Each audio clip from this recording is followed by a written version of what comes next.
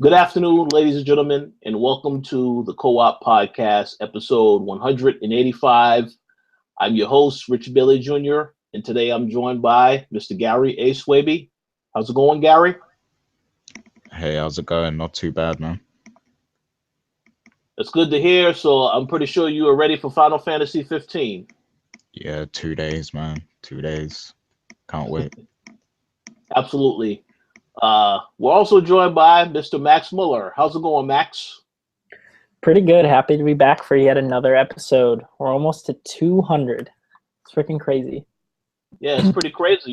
We got a couple things planned for 200, but we can't discuss it yet because, they're not concrete plans. But definitely looking forward to that. It's going to be a fun time. And glad to have you both on the show. For those of you that are wondering where Mr. Jake James Lugo is at, he actually has some internet issues, so he won't be on this week. And he is going to be going to PSX as well next week. So he may or may not be on. It depends when we actually do the show. But he has been playing a game, a very important game that comes out on Tuesday. So look forward to his thoughts on that game in the very near future. That's all I'll say for right now. But yeah, welcome to today's show. We do have a couple of topics we need to get into, but before we do that, we're going to, of course, let you all know what we have been playing. So, Max, how about you go first and let us know what you've been playing? All right. So this past week, I've been finishing up my Emily Caldwin playthrough of Dishonored 2. I've been playing on low chaos with no one seeing me and not killing anyone, which is very, very difficult, but I love the challenge. And then since I've been home for Thanksgiving, my brother and I started up a new Minecraft world, and we've been really playing that. And then do you guys remember the game I Am Alive, that Ubisoft game that came out earlier last gen? I It was actually, like a I do remember that game. Yeah. yeah. So that was on Games with Gold, I think, last month. So I decided to finally try it out. And I ended up beating it actually in one sitting in about 4.5 hours last night. And the game is pretty average, but I will say that the combat is pretty cool. It's like nothing I've ever really played before. So you have very, very limited ammo, and then you have a machete and a bow you get later on. And then once you encounter enemies, what happens is they'll either walk up too slowly and kind of like try and threaten you and get you to back off. So each encounter is just very tense, because what happens is when they walk up to you, you want to surprise them. So you want them to get right in your face, and then you can get an instant kill. And then you have to find the person with the gun and try to take them out with like your one bullet or your one arrow. And then all of the melee people will just like freak out because you have a gun. And it's pretty cool because even if you don't have ammo, you can point the gun at them and they don't know you don't have ammo, And you can like order them around and like order them to a cliff and kick them off of it or something. And sometimes they'll be like, oh, you don't have ammo. Like no one here has ammo, and they'll charge you anyways. And if you really don't have ammo, like you're kind of screwed because combat is not easy. So it's pretty interesting, and it makes each encounter like actually stressful, and it makes me think a little bit instead of just doing the same thing every time. And it lasted throughout the entire game. There was never a time where I'm like, oh God, I don't want to go into combat anymore. Like I enjoyed it the entire 4.5 hour experience. It was pretty cool. Pretty cool game. I'd recommend buying for like $10, but if you can get it for free, then that's great too. Yeah, it sounds interesting. I do remember that. Sounds real fun. Well, I mean, I do remember that game, I Am Alive, but I didn't bother playing it because, I just didn't know anything about it. Perhaps it's a title that I will check out in the future, but, to be honest, I have no idea because there's too many other games out, and, you have to really plan your time accordingly to play some of this stuff. So we'll see what the future holds, but, we'll see. That pretty much is all you've been playing this so far this week. Yep, pretty much. And then Final Fantasy on Tuesday, of course, and that's going to take up everything. Oh yeah, so I know we won't be seeing much of you or Gary once Tuesday comes because you guys will disappear. But it's all good. This is a game everybody's been waiting for, and even I'm going to pick it up. So I look forward to giving my thoughts on it as well, because this will be the first game in the series that I have had a chance to play. So I'm looking forward to that. just as much as you guys are. It's exciting. Absolutely. So, Gary, how about you let us know what you've been playing? And let me go ahead and start by saying I know you've been playing Overwatch. So what else have you been playing? Because Overwatch is the only game you've been playing as of late. But continue. Well, you're literally correct because Overwatch is the only game I've been playing this week. So, unfortunately, I was a bit busy, and with Final Fantasy coming up as well, I kind of didn't want to start any new games or anything like that. I still haven't beat the world of Final Fantasy yet, but I am like on the last part, so I can just beat that anytime pretty much. And I haven't been able to play Dragon Ball Z much, but I wrote about it a few days back. I can't remember when exactly, but I wrote about it, so go check that out on the site. And yeah, I'm just waiting for Final Fantasy, man. I'm in full on Final Fantasy mode. So I haven't really been playing anything besides Overwatch. I did well, I don't know if I should talk about it. Well, it's not a Black Friday purchase exactly because it's part of the Steam sales, but I did buy Grand Theft Auto 5 for the third time on Steam because originally I bought it on PS3 when it first came out, and then I bought it on the PS4 once I got a PS4, and now I've bought it on PC, and I sold my PS4 copy. So I'm looking forward to trying that out again, playing that again and stuff, because that's a good game. It's definitely one of the best GTA games in the series, I think, and Rockstar did a great job with the game content-wise. So looking forward to playing that on the PC, because I know the graphics are really gorgeous on PC, and there's some excellent mods out there as well, I think. So yeah, looking forward to playing that again at some point. Yeah, no, it sounds good.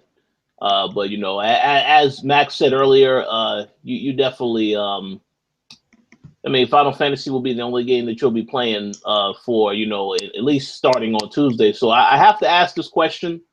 Are any of you, are you guys going to attempt to play The Last Guardian, or are you going to just say, well, to hell with that game. It's all about Final Fantasy for the rest of the year? No, I'm not going to play it. If it reviews like exceptionally well, I'll probably pick it up for my roommate's PS4 and try it on that. But other than that, no. The only way I'll play that game is if I'm assigned to review it for the site. All right, so we'll go ahead and assign that now, so I can prevent you from finishing Final Fantasy in full. Yeah, we'll go ahead and do that. No, I'm just kidding. Why are you gonna do that to me, man? We'll discuss that stuff off air as far as that's concerned. But hey, I know it's been said many times. I believe they said it on the throwdown. It truly is amazing that the two games that took forever to get made, Final Fantasy XV and Last Guardian, are now pretty much almost here and a week apart from each other as far as getting released. So that's pretty interesting. I just hope they both turn out great, because there's so much hype around these games. It's just like absolutely ridiculous. Fan base is all over the place. So I hope that they do turn out great, but we'll see how the finished product turns out sooner rather than later. Yeah, we'll see. So as for what I've been playing, I have been playing more of Killing Floor 2. I will have my review for sure completed this week. As everybody knows, last week it was Thanksgiving, so didn't really have too much time to do a lot of writing, but I did do a lot of playing. So I did play Killing Floor 2 by Tripwire Interactive. I actually have a guide up right now, a holiday gift guide of several video games that I think are definitely worth checking out. I did include that game on that list as well, because the game is a lot of fun. This is a game where I didn't do any prior research on it before I played it. I didn't play the first game, so I went in blindly. I didn't look at any trailers, and I was very much surprised at what it was. It's just like pretty much an online-only multiplayer game. It's a little bit different from Evolve and a few of the other games out there. Content-wise, it may appear like it doesn't have that much content, but I mean, there's so many ranks and different classes and leveling up that you can do that it really is a fun experience. And again, as I said last week, it's a game where you can jump into it, and you don't necessarily need to have people that you know that you're playing with. Because I played with complete strangers, and I had a fun time. Pretty much every time that I played it, I haven't had any issues where the game locks out, or the servers are very stable as well. So I believe the game is on sale right now, as there was a Black Friday sale extended. Now, by the time this episode is on the website, that sale is going to be over, I believe. But right now, you can get the game for $29.99. The regular price is $39.99, and that was another reason why I liked it, because unlike Evolve, the game is not $60 as soon as it comes out.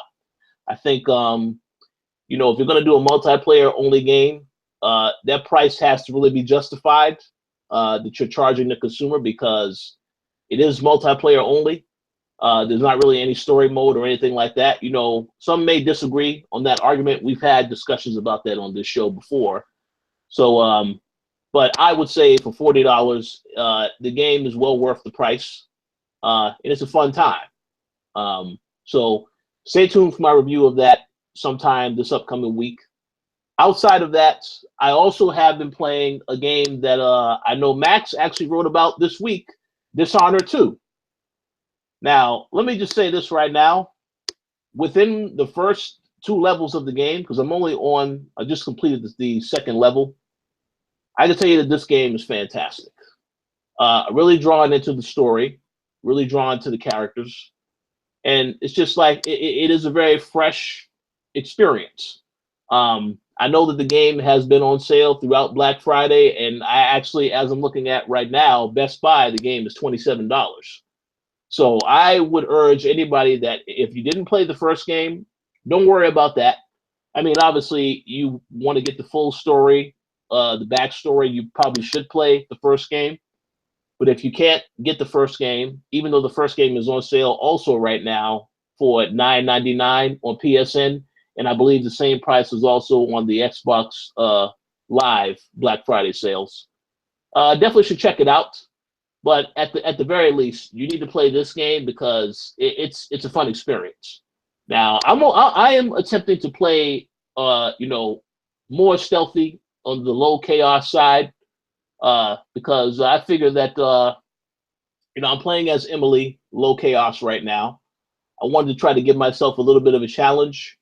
And then, of course, after I'm done with that, I'm going to just, kill everybody with Corvo himself on the second playthrough. But I just think that the game is very unique. It's a fun game. Now, as Max said in his article, it's not a perfect game. I guess there are some issues depending on what you consider an issue. But for me right now, I'm just very immersed in the experience. So I definitely say it's a game that I recommend everybody should check out. And just as Max said in his editorial, the game is fantastic. It is the perfect sequel. And now he would know more about that than me, because he played the first game. But from what I played so far, I'm enjoying it. So I definitely say you guys should consider it. And especially while it's cheap. There's Black Friday sales all over the place for this game. So you definitely should check it out. Yeah, 27 for that is an absolute steal. I didn't see that it was $27. That's crazy. Well, yeah, that's the Best Buy sale. It was 35, but I guess if your Gamers Club unlocked, you get a little bit more of a discount. But even still, it's like you can still get this game cheap now. A lot of games, Titanfall 2, also cheap on there, Battlefield 1. But this game, I would say, if you like first-person shooters, but you want to get something different, you're getting tired of the first-person shooters thing, definitely pick this up ASAP. Not really, you can shoot in the game. I haven't really shot anything yet, because again, as I've already said, I'm trying to do low chaos. But I'm going to kill everybody as soon as I've finished this playthrough. I'm going to go crazy. But fun game, fun time thus far. So definitely looking forward to finishing that. But that's pretty much all I played for this week. As I already said, I'm getting ready for Final Fantasy also. So expect to hear what I have to say about that on the next show, because pretty sure everybody's going to be busy Tuesday and maybe most of the week. But I do want to say, for those of you that are getting Final Fantasy, I know you will be very tempted to take off or work for the rest of the week. Please be smart about those decisions. Don't jeopardize things to that degree. I mean, the game is going to be fun, and it will always be there when you come home. Now, if you want to take off the first day, sure, definitely do that, but don't take off the whole week. Just try to be a little chill about that. I may end up losing my job for the game. No, don't do that. Don't do that. Don't do that. I'm a bad influence. Because then, if you picked up the regular edition, you don't pick up the season pass. You need money to pick up the season pass. So that's why I say don't miss days from work because of this game. Especially if you only bought the regular edition, because you may want the season pass later, and you're gonna need money to get that later. So be smart about those decisions. That's all I'll say. But yeah, that's all we've been playing for this week. We're going to go ahead and we're going to jump right into the topics. This first topic is topic that Gary, he brought up and he wanted to address.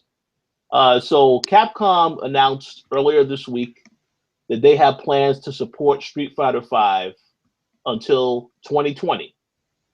And Gary would like to ask the question, but can they keep up that momentum from now until then? So I do have a couple of things to say about this topic, but before I answer the question, Gary, how about you answer the question that you posed?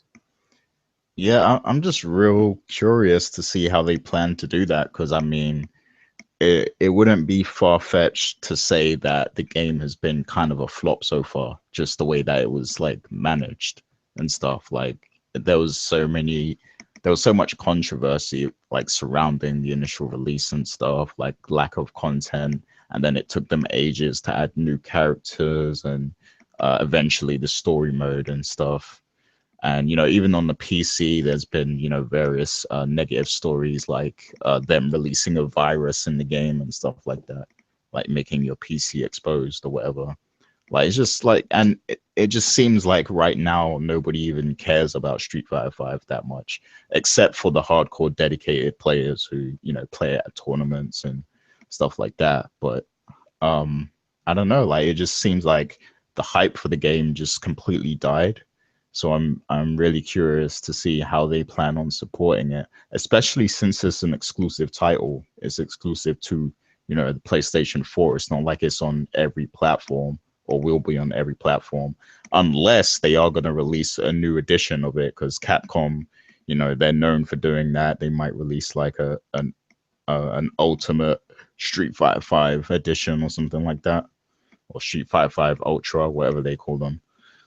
So maybe they'll do that and it will be on all platforms, and then it will have some new characters and new features and stuff, and maybe they can start to build up some momentum if they do that. But as it is now, I'm just like really curious to see what they plan on doing to support it that long. But I don't know what you guys think. That's a good point. Max, do you have any thoughts you'd like to share?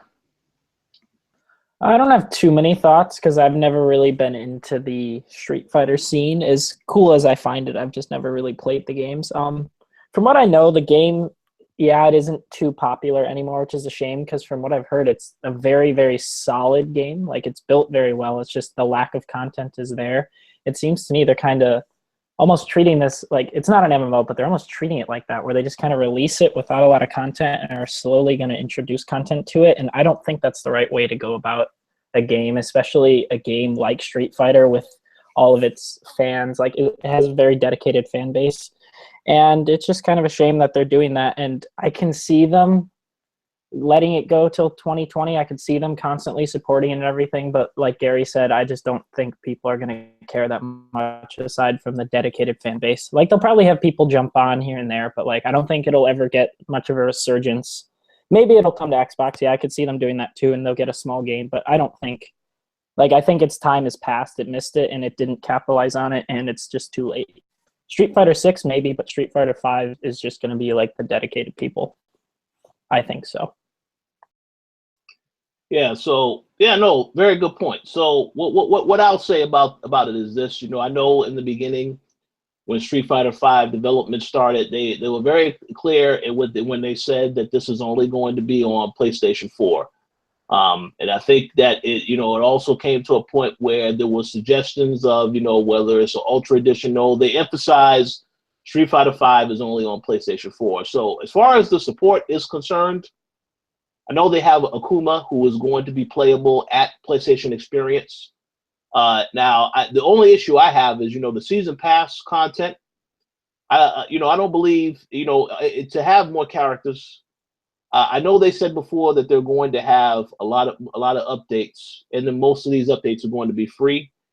I don't really know how long that's going to continue because the game has to continue to make money over the next couple of years. Now, the reason why they rushed, I have to say rushed. The reason why Street Fighter V came out early was so that they could accommodate the fighting game scene. They had a lot of tournaments that they wanted to have this game at.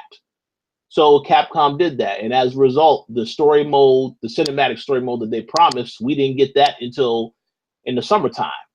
Now, that was when I actually picked up the game. I didn't pick up the game at launch because I figured that, when I heard people talking about the lack of content in there, and of course, we have Tony Polanco, who is a member of the site that complained about this stuff and wrote about it in his review as well. That was what I said, I'm going to wait for the story mode to come out. So now that the story mode is out, I played through the story mode. I enjoyed the game.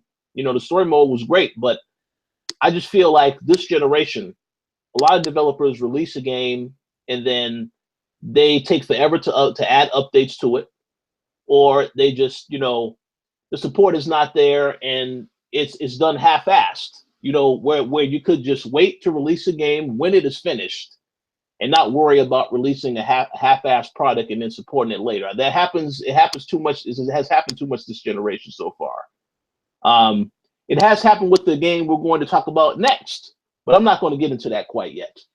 But I just think that you asked the question, can they keep up the momentum? Well, I think we're going to get an answer to that at PlayStation Experience. If there is some excitement for Akuma, which I believe that there is, and they give us a release date. They let us know what their future plans are as far as other characters, other stuff they may be adding to the experience.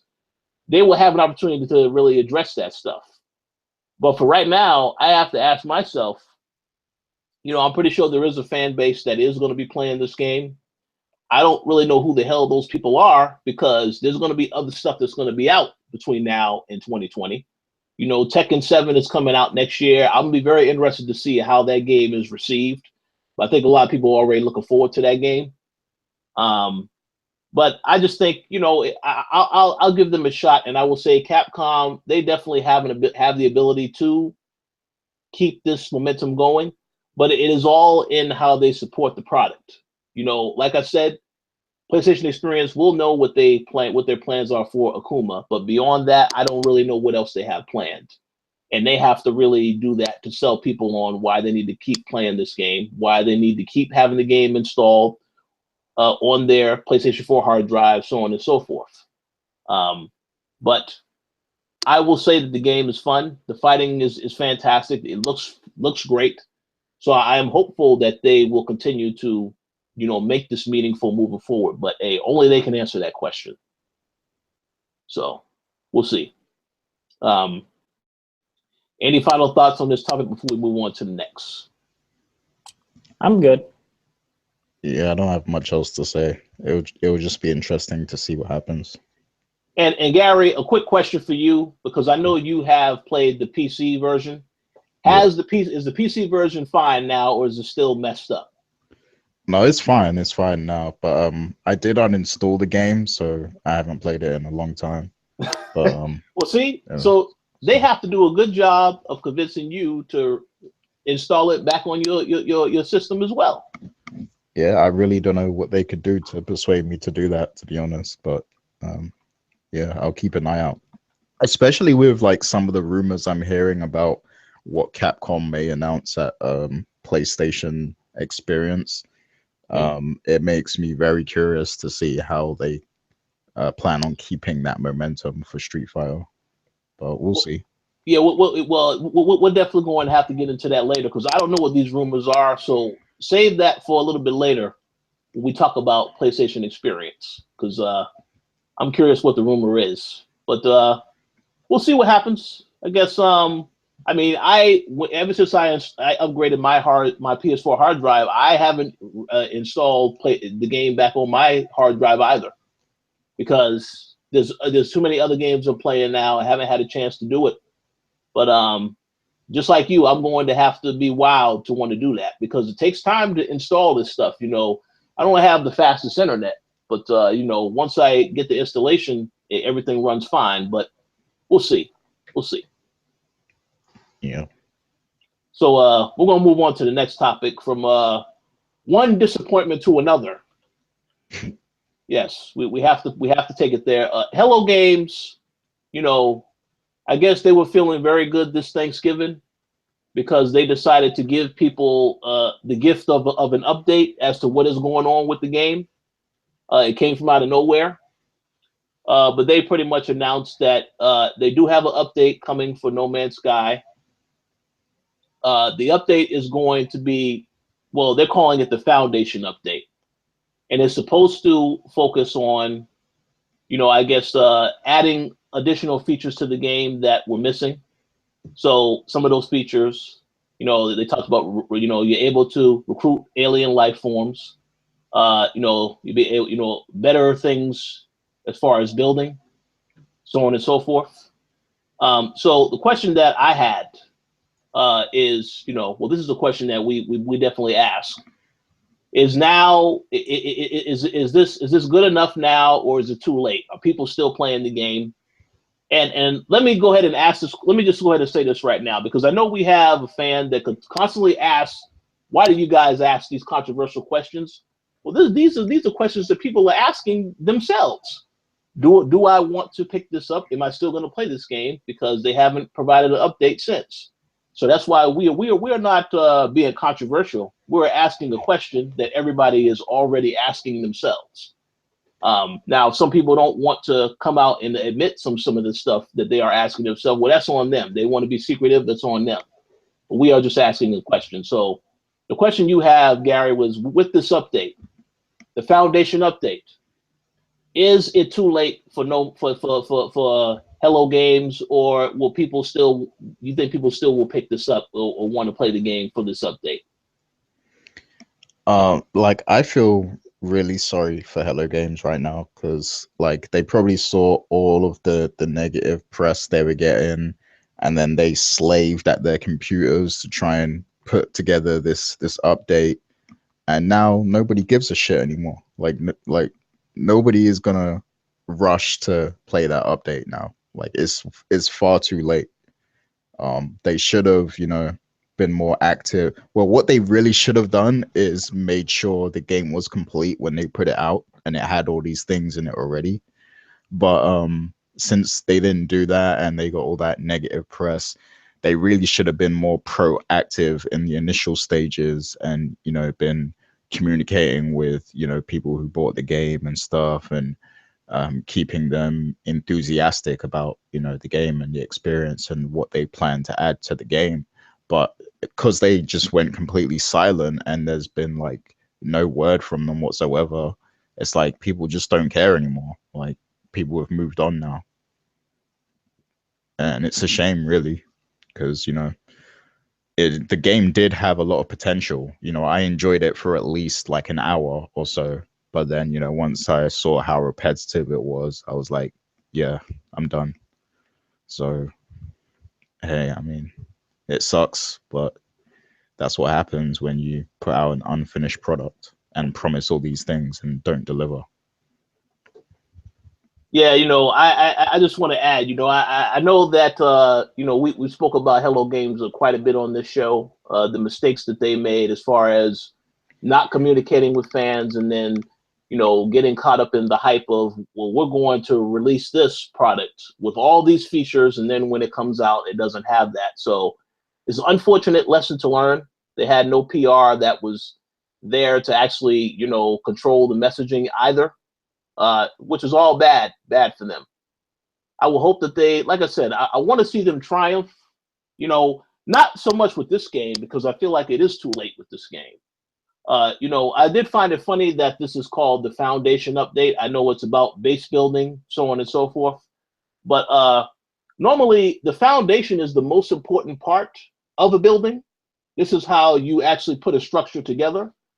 So to know that they're, you know, that would give me the impression that they didn't really have a solid plan from the very beginning, because some of this stuff should have already been in there from the very beginning, especially when you tell people that you're going to have this stuff in the game. And then, you know, I did see that they also responded to the criticisms as well, because they released a statement. Their statement, they pretty much said that, you know, whether it was good or bad, that they took in all the information, and, you know, they appreciate the feedback, and they were going to try to give people what they want, the experiences that they want. But it's like I said before, you know, this can only be this way for so long. You know, sooner or later they're going to have to work on a new title, and I think that new title will give them the opportunity to actually, you know, repair some of the relationships that might have been damaged because of this game. You know, I don't really know anybody that is, well, anybody that I know in my circle that is even remotely interested in going back to this game. Now, one thing I will say, and I think that this can help, if the game was to have PlayStation VR support, that can help. You know, because I know people, we have a former Koalition member, David Jagno, who has said before, this game needs PlayStation VR support. I would agree 100% that if it had PlayStation VR support, maybe that can help to get more people interested in it. But, you know, maybe that could be an announcement that we get at PSX. You never know. But I think that right now, it's very difficult to gauge whether or not any of these updates are going to make a difference, because I don't know anybody that's playing this game. And now, whenever this update does come out, you're going to have other games like Horizon Zero Dawn out. You know, a lot of other titles that are going to be out. You know, so this is going to be competing with the attention of all these other titles. And people may not want to put their time into that when they can put their time into another game that they want to experience. So we have to see how that goes. And that's another thing. Like, No Man's Sky would have been the perfect game for PSVR. Like, I don't understand how it wasn't already compatible with PSVR, because like they could have really done with a game like that, like space exploration in VR. Like it just goes hand in hand. Like it's completely a missed opportunity. I'm surprised they didn't do that. I don't know if Sony is to blame for that. I will say this. I am going to say Sony is to blame for that, because they are aware of all that is going on with you know, the industry. They see what other companies are doing. So they very easily could have done that. You know, when they made PlayStation VR, you saw that you have Oculus Rift out there.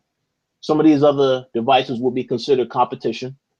So you saw that there's a game called Adrift, which, you know, it isn't coming to Xbox One, obviously, but this is a space game as well. So I would think, we're looking at these types of games using PlayStation VR and VR in general, you would think that this game should have that. But, you know, I guess they decided that, you know, they was only going to focus on, when they brought out PlayStation VR, let's focus on the games that we know are going to you know, be the main focal point of that particular device. Maybe they figured that they didn't really have it all figured out yet for No Man's Sky, so they'll maybe hold off and make an announcement at a later time once they have it all figured out. You never know that. But I think it will be absolutely ridiculous if this game doesn't get PlayStation VR support, because it fits that. And, you know, Forza, I mean, it's not Forza, Gran Turismo is another game as well. So that could benefit from the PlayStation VR, which we hopefully should see next year. So my thought is that this game definitely, it will get a boost if it gets that type of support. But until, you know, they actually are going to be clear about what they are actually doing, instead of always being quiet, nobody's going to care about this game or whatever the future of the game is. So they have to communicate the messaging. And, you know, Sony can assist on some things, but they also need to be communicating as well. But Max, you have any thoughts on this particular topic? Not many that differ from what you guys said. You guys pretty much covered most of it because it's true. This game is like, it's honestly, it's kind of turned into a meme now with the way they've handled it. And just anytime it's mentioned, it's just jokingly or like in a negative light. Though I will say that this update does look kind of interesting. Like I was reading through the patch notes and like it intrigued me a bit, but I also didn't get screwed over by the initial release because I didn't end up buying it. So I could see maybe like some people picking it up like maybe around Christmas, like on the Steam summer or the Steam winter sale or something like that, like including myself, because this update does look interesting and I'm really addicted to like base building and stuff like that. But I don't know, a lot of it is just stuff. It looks like a lot of small quality of life improvements as well, and just stuff that should have been in the game like at the beginning. And like you said, Rich, the foundation, it's called the foundation update, and they do say a lot of the stuff they're throwing in here is to prepare for future updates. And I noticed like games like Minecraft did that a lot and it worked really well for them, but Minecraft also had a fan base. So we'll have to see, but it looks to me that they're in this for the long run, which is a good thing. At least they're supporting their product and everything, but yeah, it's just too little too late. Yeah, and it's a shame because like I'm sure they could have kept the fan base if they would have just like, you know, continue to engage with the fans and stuff, like and keep that enthusiasm even when they was getting slammed by, you know, the media and the fans, the gamers or whatever. Like if they would have just stayed consistent, you know, put out YouTube videos or something and explain to people what they plan to do, what's coming and stuff, like I'm sure it would have kept people enthusiastic about the game somewhat. Yeah, you know, Yeah. That is why a PR person was needed to help with this stuff. If they, you know, I know it's a small studio, but they had to know that this game. I mean, they were so surprised when they saw the game was doing well, and then people were doing stuff that they thought was not possible. But to me, that's a lack of knowledge because you saw that PlayStation 4 was the top selling console and still is the top selling console. So you have to know it's going to be a large fan base. There's going to be a lot of feedback, a lot of everything. So I just feel like they didn't really plan for any of that because you have to know that there's going to be a lot of people that's going to jump on this. And then the way that the game was marketed, you know, you saw Sony, this game, how many times we see it at every conference they had before it actually came out. So, I mean, it's like, yeah, it's a very big deal. So they had to know it was going to be a big deal, but maybe now they're humble, they understand that, and they can get back on the right track. We'll see.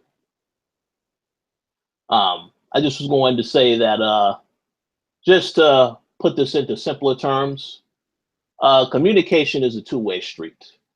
If you are in a relationship and you're trying to date somebody, if you don't communicate with the person, it's not going to work. So I hope that they have learned that concept and that they will decide to communicate with the people who actually care about the game. If not, then it's over. But I also think it already is over. Now, again, if it gets PlayStation VR support, it can get new life right there. But if it's not going to get that, then, I mean, it all depends on the messaging and how you decide to communicate with your audience.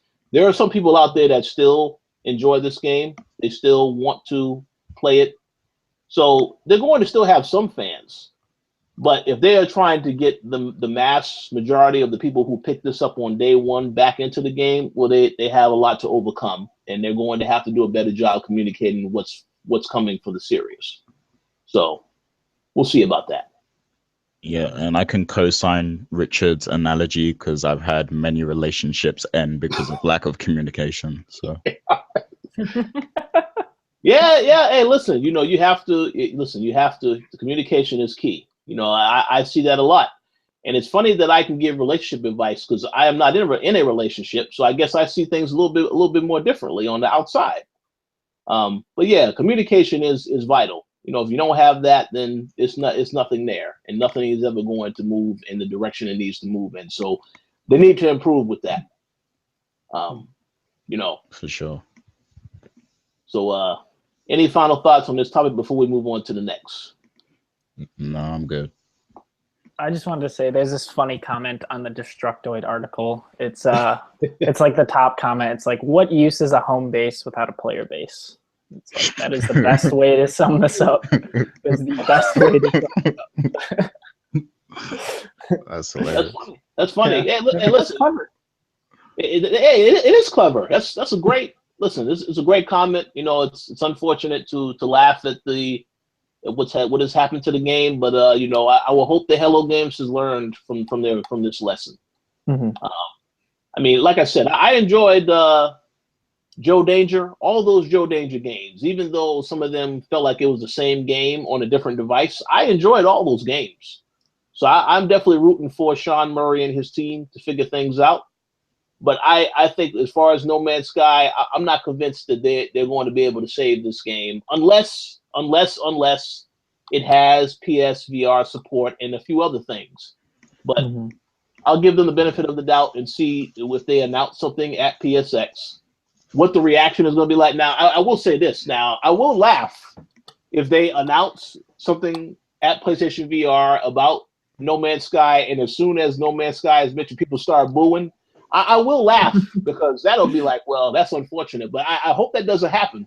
But I have to admit, I will laugh if that happens. I could totally see that happening without question, yeah. Which is a shame, but yeah, it is. Yeah, what are you gonna do? Well, hopefully they get it together, but I think you know, they may have to cut their losses at some point and just work on something new, and that's what they should do at some point. But we'll see. Announce a sequel. Oh no. Hey, you know, I don't know how that would do. Yeah, that probably wouldn't be a great idea.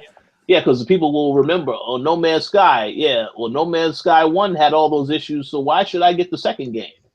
You know, but hopefully they'll figure it out. Hopefully, I hope they do, because again, I like to see them do well. I like a lot of indie developers, so I want them to do well. But we'll see what happens. So let's move on to the next topic. Now, obviously, this wasn't treated as a major news story when it happened, but I think it is a major news story to the extent because it definitely will impact things moving forward. So we found out, I believe this happened towards the middle end of what happened towards the end of the previous week. It happened like on a weekend, so we didn't really get a chance to cover it. But Josh Holmes over at 343, he was the 343 studio head.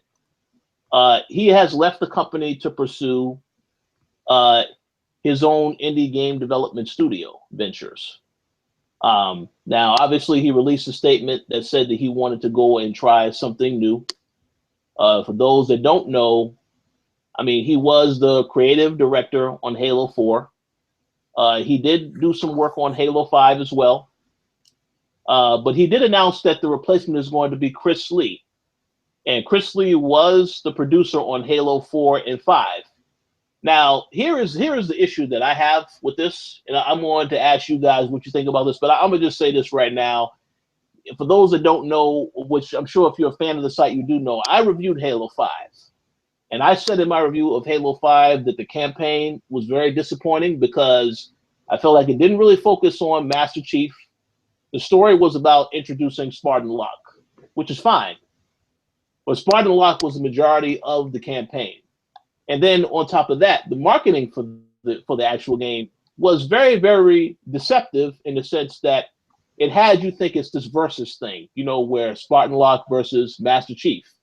I liked that marketing campaign because I was like, oh, Halo 5 is going to be awesome. Then when I played the game and I see you have one little fight sequence that they have, and at that point, you know, it's like Spartan Locke just gives up and say, well, I don't stand a chance against Master Chief. He would kill me. So instead, we're going to now turn the storyline in a whole nother direction, which I did not like. So I'm very concerned about how Halo 6 will turn out because, you know, Josh Holmes, you know, Halo 4 was a lot better than 5 in terms of a storyline standpoint. But Josh Holmes is not going to be involved. So I wanted to ask you guys, are you concerned about Halo 6? And I guess you can go first, Gary. Well, I didn't even play Halo 5, so. Oh man, see that? see that? So that Microsoft is watching this because they now know, yeah, I guess that the reaction was so bad. He said, "To hell with this game." That's unfortunate, Gary. Well, they need to release it on Windows, and then maybe I'll play it. But yeah, Halo 6 is coming to Windows, I bet. Yeah, well, hey, 5 could still come. I mean, they know that people want to play this on PC, so I have to think that they will at some point provide that option, but we'll see. Yeah, but I mean, it sucks that this guy left. I mean, it always sucks when, somebody major leaves a team that's behind, a big IP, similar to the Mass Effect situation and, things of that nature. Yeah. And it always puts, a question mark on what's going to happen, with the future game releases and stuff. So hopefully it doesn't harm the quality of Halo 6. And it's still, a fantastic game, and it's as good as it needs to be. But who knows? I mean, some people say that these games have been on a decline since Bungie stepped away from it, but I don't know. What do you guys think? Okay, so story-wise, Halo 5 was, like Rich said, just like really, really bad. But the thing is, the multiplayer is the best it's ever been, and arguably one of the best like multiplayer games out right now. And like that's almost like universal. So I just have to wonder that they can't screw up the multiplayer. They have that foundation there. I would imagine 6 is only going to improve on that. So they can't screw it up too much. I just can't imagine that. I have to hope that Sky leaving will mean that the story is going to go in a different direction than the way it's heading, because the story, I don't want to spoil it on here for people who haven't played it, but the story just, it was awful in 5. The campaign, the level design was really cool, but the rest of the campaign kind of sucked. It looked to me that they're just like setting up Locke to be like a main character now for some, like instead of Chief. Like it looked to me almost like they're going to try and replace Chief at some point with Locke, and I really hope that's not the case, because Locke is not a very like a well-developed character at all. He's just your stereotypical like military dude. And then just the way that the game ended and where Halo 6 looks like it's going is a little intriguing, but to me, I'm just not the biggest fan of where it's going. Like the multiplayer, I'm honestly just not worried about at all. Like I said, it's just the campaign. Because most people do play Halo for both. That's part of Halo. It's like you have the multiplayer and the campaign. They're both supposed to be like this incredible quality. And even in 4, I know that people didn't like 4's multiplayer that much. It was the opposite of what 5 is actually. People didn't like the multiplayer that much, but the campaign was pretty well received. And I just really hope that they've learned from 5, because the marketing, like Rich said, was just, it didn't make sense. Yeah, they promoted this whole Versus thing, and then they also dropped a podcast. I can't remember what it's called right now. But I listened to the podcast, and they said that that's going to tie directly into the events of Halo 5. And the podcast is actually really well written, and like people loved that. Absolutely nothing to do with anything that happened in the game. Like there's just nothing. None of that was even mentioned in the game. None of the characters were, nothing like that. So I just hope that they also just don't do that marketing bullshit again, and they just tell us what's actually going to be in the game. But we'll see. We probably have until like 2019, maybe late 2018 for the game anyway. So we have a while before we really have to start worrying about it. I don't think that him leaving will affect things way too much, because 343, like all these guys have been on Halo for a long time for the most part. So like they know what to do. They know what to do. And we just have to hope for the best. Yeah, pretty much well said on every point. Well, I will give credit. I'll give them credit in 2 areas. As you already said, the multiplayer, without a doubt, hands down, that had to be one of the best multiplayer games that came out last year. And I also have to give them credit because there wasn't a season pass. They had the little microtransactions with the stuff that you could buy, but it wasn't really something that you needed to buy. But all the content was free. All of that content that came after map packs, etc., all free. And that is a practice that I think a lot of the developers need to do. But Battlefield and Call of Duty, they will never do that because they know people will buy those map packs. So I give them credit on multiplayer. And getting back to the actual story of 5, I will say this. The ending of 5 and who is revealed as the person that is going to be the next villain, that right there is very intriguing. because all you're doing in 5 is, you know, Master Chief has a little thing going on with Cortana, and then of course there's a lot of other stuff that happens. But what they are setting up as far as who will be the next villain in the next face-off, the showdown, that is going to be very intriguing because of the relationship between the characters. So I will give them that. But yeah, with all that said, you are right what you say, Max. We have a while to wait before we hear anything about the next Halo. You know, I thought maybe we might get a teaser next year at the Microsoft conference, you know, with Scorpio and stuff like that. But I don't know if they're going to do that. I think that it's going to take a while for this game to come out. But I will say that, I mean, it's just going to be a situation where they're going to have to go back to the roots of what they're trying to do with the character Master Chief. Spartan Locke, who was also Luke Cage on the Marvel Netflix show, I don't know if he is obligated to continue with that. I mean, I don't know what his contract's looking like, because I think that Luke Cage did so well. He has the Defenders coming up as well. But I think that show did so well, and I'm pretty sure there's going to be a second season of that. He may be too busy to really commit to this particular project. And I don't know if they would hold out and wait until he has the free time to bring him back. I mean, I don't know what's going on with that. But one thing I will say is, you know, I know a lot of people, when I did my review, one part that they were very critical of, the fact that a lot of the lore and the storyline is not just in the game. You have to go rely on the podcasts and the books and all this other stuff. And to me, I'm thinking to myself, you know, that's good for someone who is a diehard fan of Halo, who does read all that stuff anyway. Then yeah, they probably love the game then.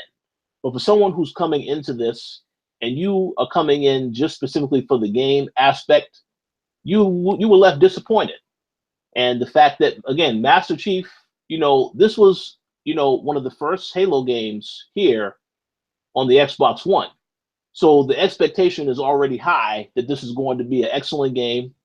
But then you play a game and you see Master Chief is not really the focal point of the game. I mean, he's in the game, but he's not really in there to the extent of the other guys. And I had an issue with that because it seems like every time you played a Master Chief level, then the story was badass. Then the action was fantastic. You know, whereas when I played as Locke's guys, it was okay at times, but it wasn't really at the same level of quality, because the characters, I didn't really care about Locke that much. Some of the people in his squad were cool, but him himself, not really all that interesting. But I mean, we'll have to see how things turn out.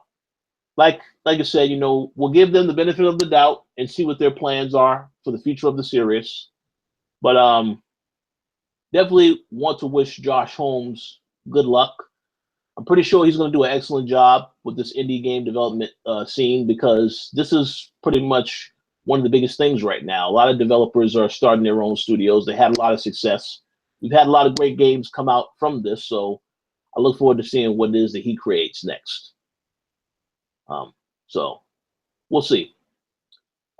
Any final thoughts before we move on to the next topic?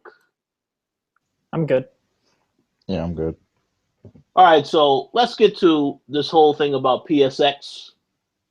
You asked the question, Gary, will PSX top last year's show? So while I ponder my answer to this, how about you feel free to let me know what your thoughts are on this particular topic? Yeah, I mean, I seem to remember last year's show being heavily focused on VR. They had a few poor VR demos, I remember. But, I mean, VR is very difficult to demo on stage, and I guess they were kind of still learning on like what works and stuff, because I think they did a slightly better job at E3 this year. But you know, back then, it was, you know, it was quite boring last year's show, to be honest. I don't even remember what the big reveals were, to be honest. But I definitely feel like this year's show is going to top last year's. Like I'm hearing rumors, and you know, we look at the lineup of people who are going to be there, the publishers and stuff, and it seems like there's going to be some great stuff on show. So I'm actually genuinely looking forward to it. All right, so I know. So one thing I will say, I know we got the Nino Kuni 2 trailer last year. Oh yeah.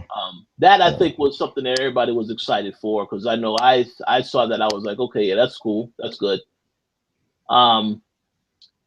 As far as the rumors are concerned, now I do know that Bungie is going to be there, and a lot of people are thinking that they're going to talk about Destiny 2 because this is a game that everybody is expecting to get announced at the show. We already know it's coming next year because it didn't come this year. So I think it's a safe bet to assume that we'll probably see some of that footage. We'll see about that. But I wanted to ask you specifically, I know you said that there were some other rumors you heard. What were the other rumors you heard about PSX in terms of the reveals? So the Capcom rumor I heard was that they might possibly show Marvel versus Capcom. Is it 5 or 6 or something? I can't remember what number they're on. But a new Marvel versus Capcom game, which makes me question even more how they plan on, extending Street Fighter 5 to 2020. Because if they're going to release a new fighting game, then naturally people are going to gravitate towards that. So I'm not sure about that rumor, but that would be interesting if true. That's a very interesting point. So I think with that particular game, it's Marvel vs. Capcom 4 apparently. Okay, yeah. So with that game right there, I definitely was not expecting that. If it does get announced, that'll be interesting. I don't know if that's going to be a PlayStation exclusive or they will have certain things that are timed exclusive for PlayStation. But that'll be interesting. It does pose a very interesting problem with, like you said, Street Fighter 5, but I have to wait and see exactly if that is what they are going to show. I don't know. One thing that I do think that is a safe bet is that we will start to hear more information about the games that we did see last year, as well as the games we saw at E3 this year. Now, there's a lot of rumors going around that God of War may be coming out fall of next year, and also Days Gone is also a game that's supposed to come out next year. Spider-Man, though, I don't really know about that. I know that there was a date that came out, that a store had a listing of a date that came out, which pretty much was December of 2017. And since then, Insomniac Games has come out publicly and said that there is no release date for the game. We don't want to be committed to any dates until we actually know where everything is going with this. I don't personally think that game is coming out in 2017 at all, because their goal was to make a great game. They're not really held to the movie or any of the other standards of the stuff going on. They want to make a great game, so they're probably going to push that out as far as possible until they are ready for it, until they're confident that it's at its best. And I'm totally fine with that. Even if these other games get delayed, I'm fine with that also. But in terms of what we can expect this year, I think, yeah, you'll definitely see more PlayStation VR stuff, because now that the device is out, you have to do a good job of showing people why they bought the device if they did buy it.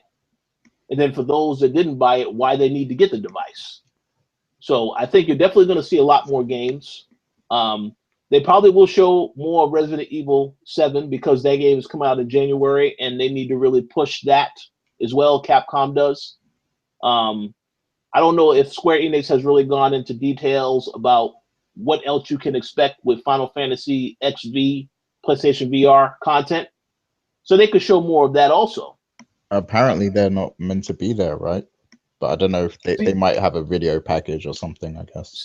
So you're right. There are quite a bit of people that aren't going to be there. I know I did see that they aren't going to be there because when they showed the list of people that are going to be there, Square Enix wasn't there. But I think, to some extent, there has to be some type of footage, because everybody can't be there. Square Enix is working on Kingdom Hearts 3 right now and Final Fantasy 7 remastered, remake rather. So if they're not there, that's fine, but they can definitely have some type of video trailer or some sort to show. Montage, if you will. Yeah. There's so much that Sony showed at that at that E3 show. I mean, and that was an awesome, fantastic show. I really have no idea what else they could show to wow people. I feel like they have shown a lot of stuff. Obviously, Red Dead Redemption 2, the whole rumor about that being shown at PlayStation at the E3 conference and it wasn't there. I mean, that would interest people, obviously, but I don't know what else they could show to really excite people because they've shown a lot of stuff. You know, I really feel like they'll emphasize maybe a couple of release dates. Maybe, of course, and of course, PlayStation VR. Those are the only two things I could think of. And do I think that that's going to be enough for them to top last year? I mean, I think sure. It depends on what they show. But I feel like the show that they had at E3 earlier this year, that was their show this year. Because I mean, everything, the whole presentation of how they put that show together, the orchestra playing. You know, we was there live. We had great seats. Yeah, that was incredible. I really don't think they could top that show, but we'll have to see. Max, you have any thoughts on this particular topic? I don't have too many just because I don't have a Sony console, which is a shame, and I really need to get one. But I am excited, like, for the announcements. Like, is this the show that Death Stranding is supposed to be revealed at too, if I'm not mistaken?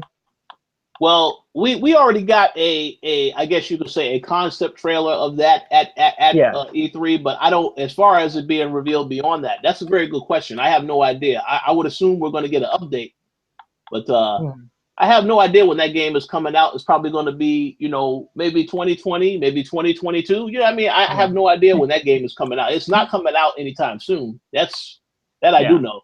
Yeah. But, and then I'm excited for that Spider-Man game. Like, that game looks awesome, though. Like, that's one of the games that, like, may convince me to finally get the PS4, even though I do want one. It's just, like, money is the biggest issue right now. But, yeah, Spider-Man, maybe Destiny 2. Depends on how that gets handled. Because I put so much into Destiny 1, and they just ended up screwing me over time after time with these expansions and everything. So I'm just kind of done with it. But maybe I'll jump back on with the second game. But no, other than that, not too much. I'm excited to watch the show, though. I am excited to watch it and just see what's up. Yeah, I think the show is definitely going to be a lot of fun to watch. There's so many games they showed in the past, which they didn't really provide a proper update on.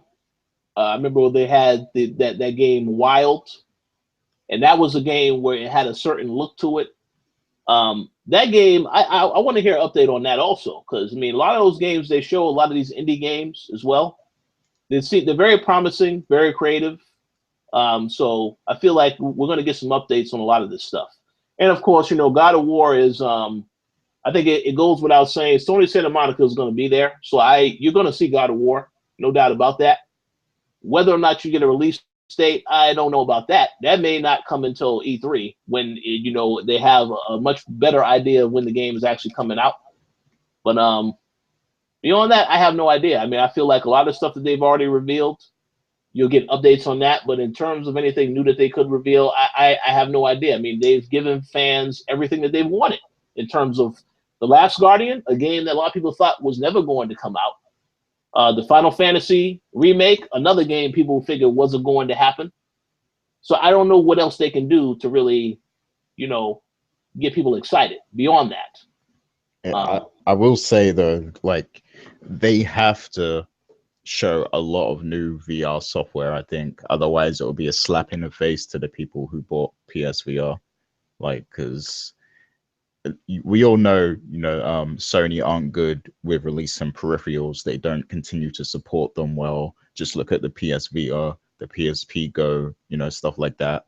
They're not good at supporting these different peripherals. So if they don't come out with, you know, some great looking VR experiences, then that is completely a slap in the face to the people who rushed out to buy the PSVR. So they definitely need to deliver in terms of VR software. I think that is I think that has to be one of their main the main focal points in all of this.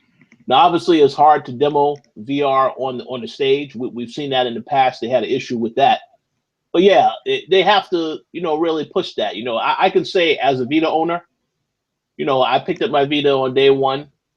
I enjoyed it for a little bit of time, but once I saw that there was no more support for it, that of the games that I wanted to play, then I was finished. So I definitely need to see more. I know they have these little experiences in some games, like they have the VR experience for the Call of Duty Infinite Warfare. They have the Star Wars Battlefront one that's going to be coming out. I don't know if it's out already. It's coming out soon. So a lot of that little stuff is good, like the little mini games, so on and so forth. But yeah, I want to see what they have in terms of a long-term plan for the device. Now, I will say I'm a little bit more confident that they will support this over the Vita, because they see that it's now, this is a new technology. They have competition to worry about in the sense of, Oculus and all these other companies are making VR devices, and now Microsoft also maybe getting in on that as well. So I feel like they have to, in order to stay competitive, you got to keep supporting the product. So I want to see what they actually put out, but we have to wait and see on that one. For sure. And another thing that people are talking about is there's probably going to be some Uncharted 4 DLC. But do you feel like they could put out something that's good enough to bring people back to Uncharted 4 at this point?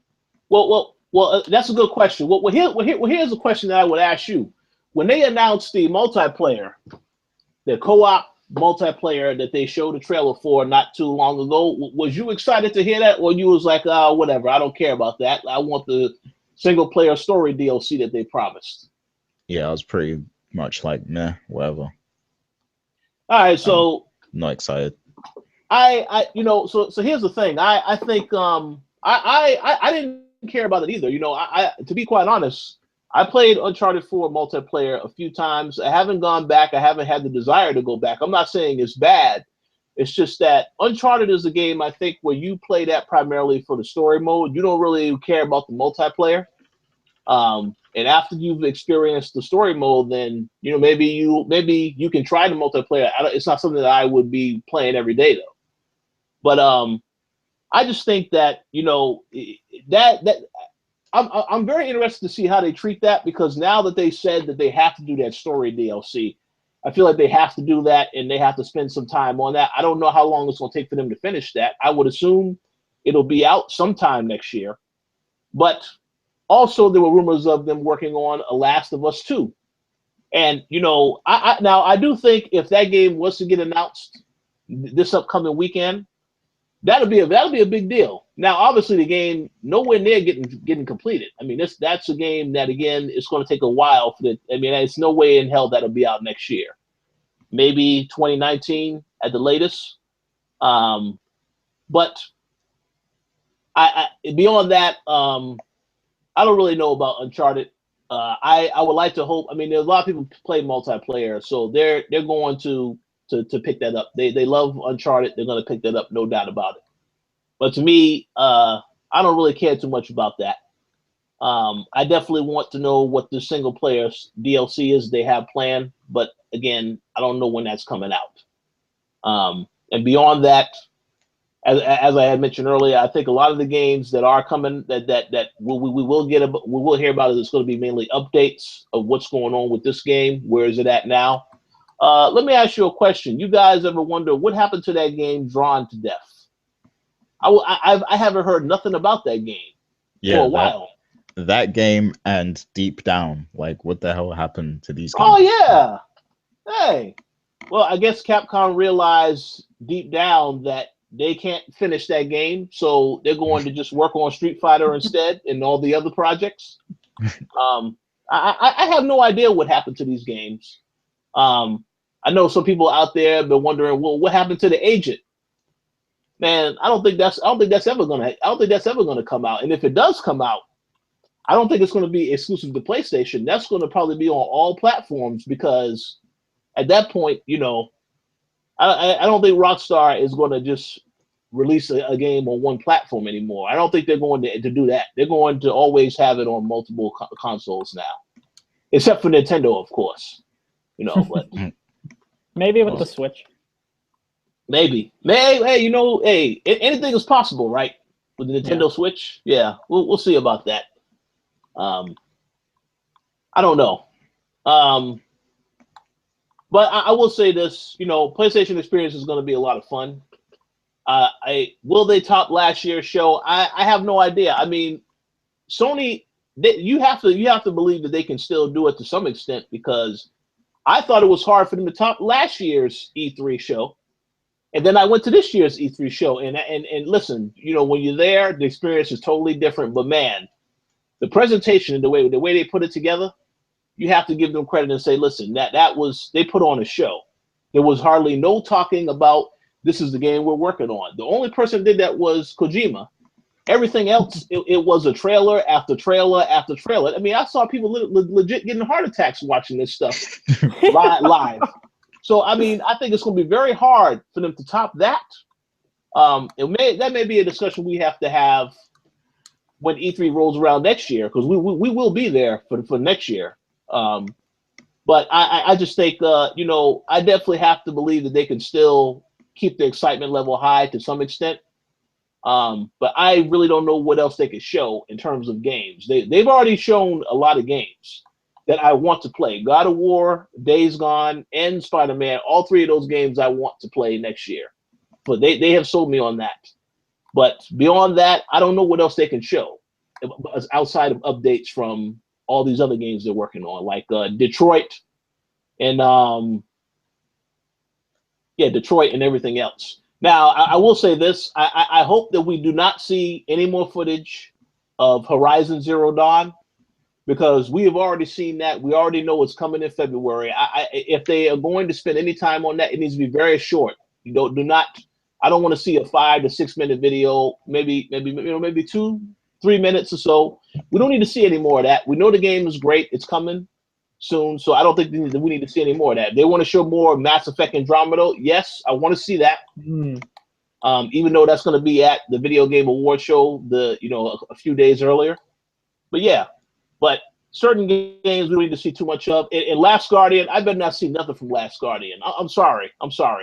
The game will be out a few days later, so I don't really see the point. I mean, I understand if they want to push it for last minute sales, pre-orders, get people excited, but I don't want to see any of that at that show, because it should be about these are the games that are coming next year. Now we're not 2016 is pretty much over, so it should be about the games that are coming now in the next couple of months. But that's just my thought.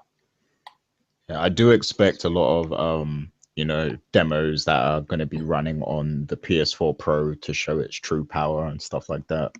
Yeah, I think we'll see that a lot, and they'll probably make it a point to say that it's running on PS4 Pro, like each of the demos and stuff. Yeah, that's a very good point. That makes a lot of sense. Yeah, you know that they're definitely going to do that. And hey, it works. Although depending on who you ask, PlayStation 4 Pro still has some issues. Because I have been watching a lot of stuff about people complaining about some games perform very, very well. Some, there is no difference at all, really.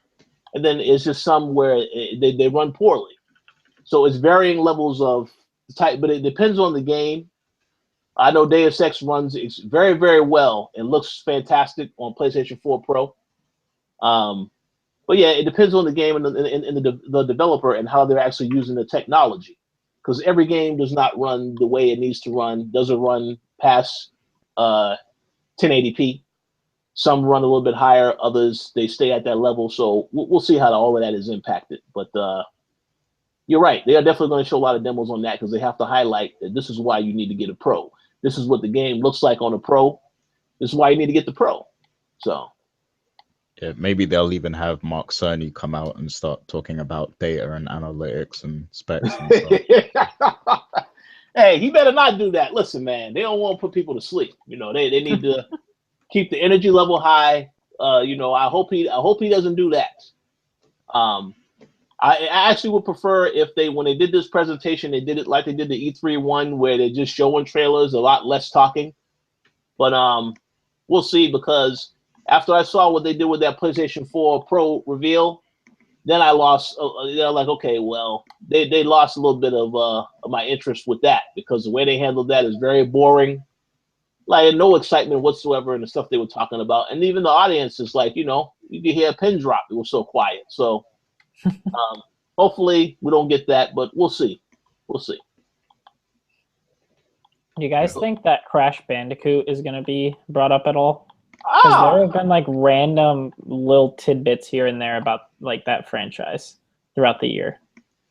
So I'm gonna go ahead and just say this right now.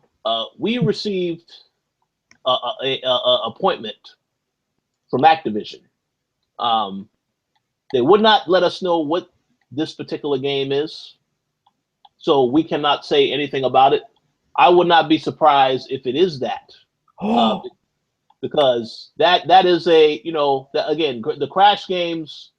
We already know that they're working on a remaster, I guess. I don't know if it's going to be the same game. I have no idea what it's going to be.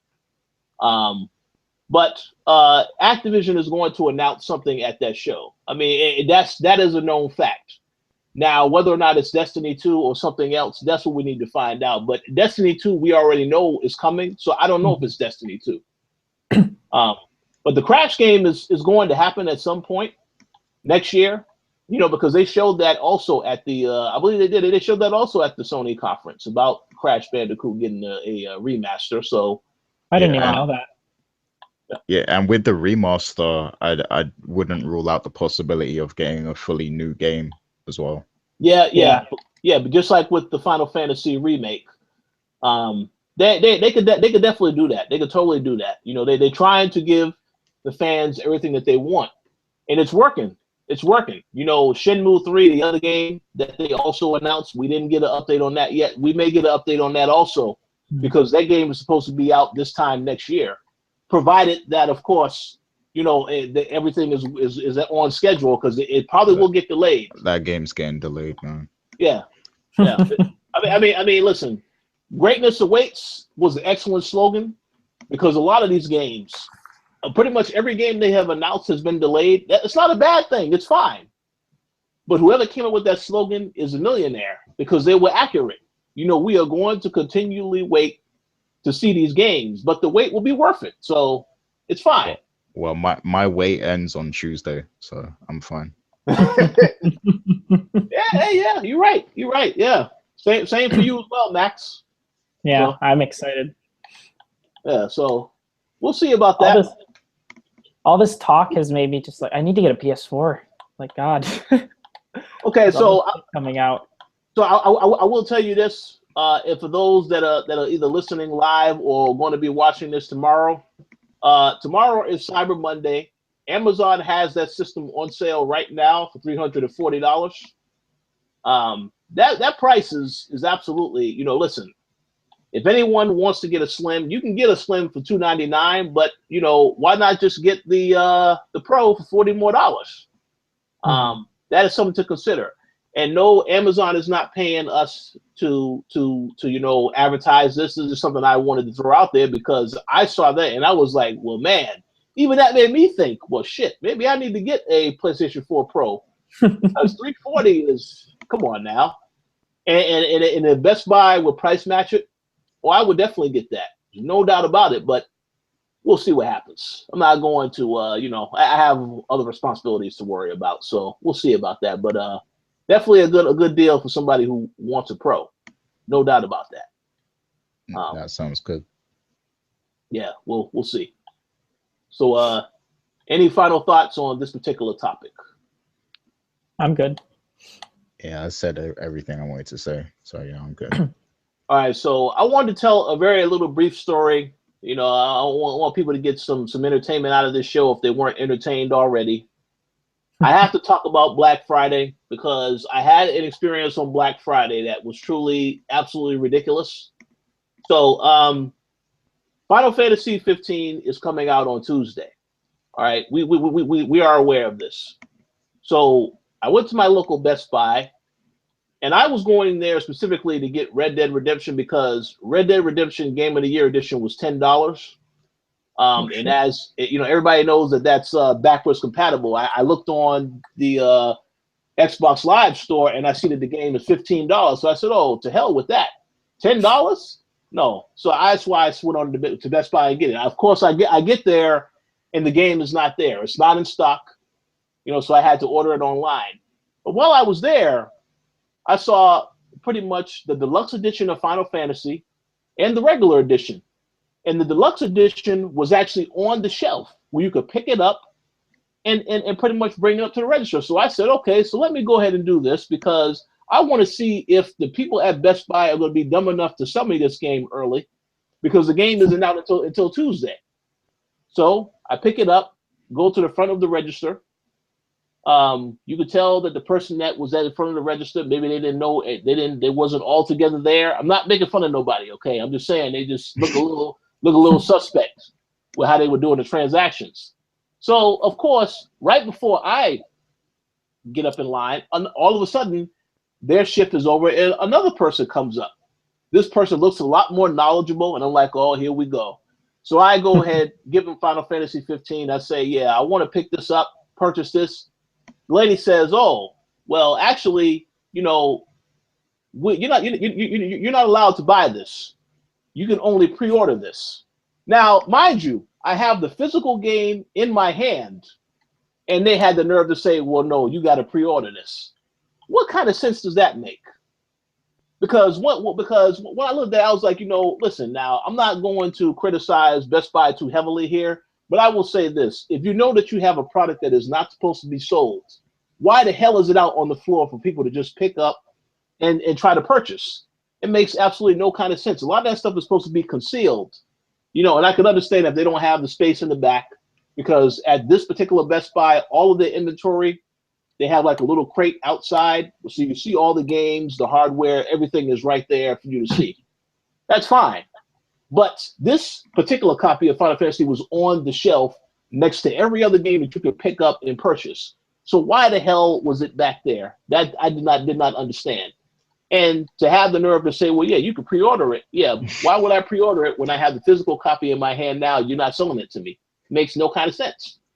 They might as well have just broken the street date because somebody else did as well. Like, because I know people were getting it from different places throughout the week, and there were spoilers being leaked on the internet and stuff. Oh, they should have just pushed the date forward. Yeah, I mean, they should have. They should have just did that, because the thing is, we actually got our review copy today of the game. All right, this is what Mr. Lugo was going to be reviewing for us. But we got our review copy today, and the embargo stuff in it was very strict. You can't talk about this, you can't talk about that. So I figured that's probably why that is, because people started, the street date was broken, and some people had access to it, which is a little crazy when you think about it. But, I know Best Buy wanted to avoid legal issues, because that's why they said, no, we're not going to sell him this game. But I still think it's a little ridiculous that you would have this game out there with every other title, and somebody will go up. So I don't know if they fixed that after I had my little issue, but I thought that was interesting, because that goes to show, I guess all Best Buy employees aren't dumb, and just they know, some know what they're doing, others don't. But it just so happens that the one that I got, she knew she did her job correctly. She said, no, we can't sell you that. So that was interesting. I think they just wanted to tease people. But like, I'm sure you weren't the only one that tried to do that day. They must have, that must have happened repeatedly. Yeah, that had to have happened throughout. Yeah, well, yeah, I'm sure, because every other person that I saw that was buying stuff, they wasn't buying it wasn't buying that. There were a couple people buying consoles. There was a lot of PS4 Pros in stock and Xbox One S's right front and center as soon as you walk in the store. But I didn't see anybody with Final Fantasy. So yeah, but y'all are probably right. Pretty sure others tried. I just thought it was interesting that all that went down like that. It's a little ridiculous when you think about it, because it's like, I mean, I don't understand what the issue is, but it is what it is. Yeah. So I was unsuccessful in getting the game early, but I will get the game on Tuesday, and I will share my thoughts on it on next week's show. So we'll see how that goes. Can't wait. Any more Black Friday stories from either of you? Nah, nothing really. I didn't really go out for it, so. I will say this about Black Friday. I do have a younger brother who picked up Gears of War 4, and he did mention to me that they had the $40 controllers on sale as well. There were a couple of fights over these controllers at the store he went to, another Best Buy. So I don't know what it is. I think eventually over time they're going to have to start calling Black Friday Black and Blue Friday because of so many fights, so much controversy. People just, I don't know what's wrong with people. Fighting over TVs and all this other stuff. It's like, it's ridiculous. I don't want to change the tone, but people there's a lot of other stuff people need to be concerned about right now. The state of this country, the state of all type of stuff. And of course, obviously you should shop on Black Friday if you want a deal, but I think it's important to remember that, sometimes it ain't really worth it like that. And also learn about something called the internet, because you can place an order online and avoid the traffic, the people who can't drive, the accidents that you can get into. Avoid all of that hassle by just ordering online, and then you can pick it up at the store at a later time. I did that last year for Black Friday. When I ordered something online, went to Best Buy, I picked it up later in the day, didn't have any issues whatsoever. So people absolutely should consider that, or just order on Amazon, because Amazon is better than Best Buy anyway. So, but that's just my opinion. I always find it funny that you have a day where you're thankful for everything that you have, and then the next day, like, people are fighting to get new stuff that they don't. Yeah, it's very, very ironic. But again, I guess it goes back to I'll be thankful for my life. I'll be thankful for everything that I have, because now I'm going to risk my life the next day because I want to get a 50-inch 4K TV for my PlayStation 4 Pro. And I will knock any and every person out to get it. It's absolutely ridiculous. It's ridiculous.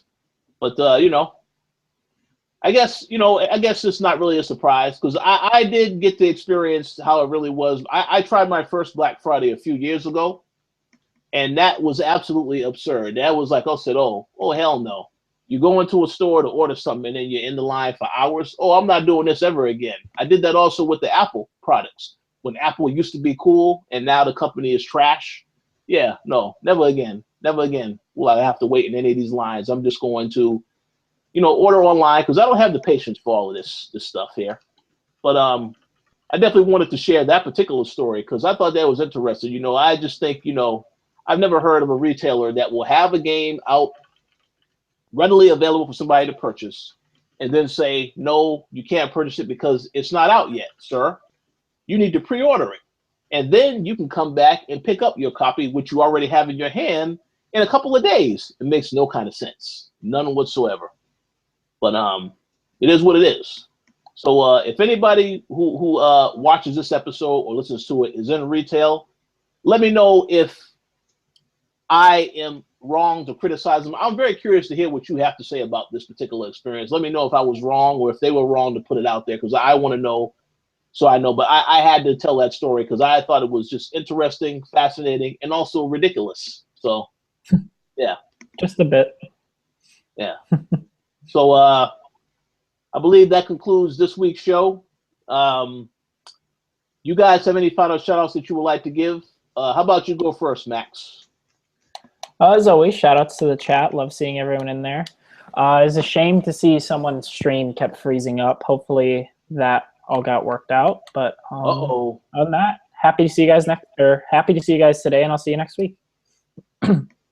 Sounds good. The stream freezing up doesn't sound good, so I hope YouTube doesn't mess up this video, because I'll have a couple words for them, but we'll see about that. But how about you, Gary? Final shout outs? Yeah, as always, shouts to the Patreon supporters. That's M. Collins, Sean Gorty, Michael Hatcher, Stephen Ferron, Mauricio Aguilar, Himdil, and Alfonso Ortiz. We appreciate the support from all of you. And shouts to some of the guys that are in the chat as well. Brian Wilson, who's a fellow Final Fantasy supporter, so I had to shout him out. Wesley was in there, Black Star, Big Daddy. Shouts to all you guys, and thanks for joining us in the chat today. And yeah, that's it. Awesome. I'd like to also give a special thanks and a shout out to our Patreon supporters. I also want to give a shout out to everybody in the chat. I especially want to give a shout out to Wesley. I hope that we are still friends, Wesley. But you know, we had to criticize Street Fighter V today. There was no avoiding that. But hopefully we are still friends after this podcast. But yeah, hope that you all have a great week, and we'll talk to you all next week.